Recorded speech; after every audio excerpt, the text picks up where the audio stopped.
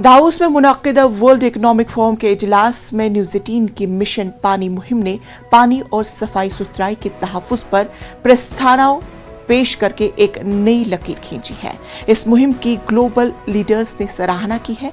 आइए सुनते हैं उन्होंने क्या कुछ कहा।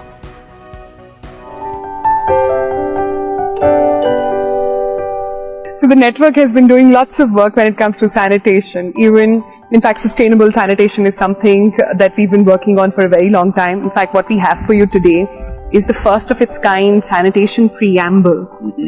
So this is on World Toilet Day. This sanitation preamble has been brought out. Your thoughts?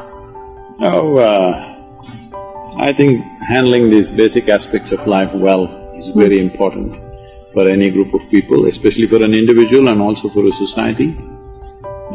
There have been disgraceful situations of women sitting on the street sides.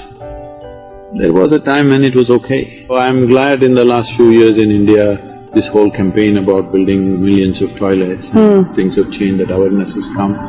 And we as an organization also have built hundreds of toilets in our area.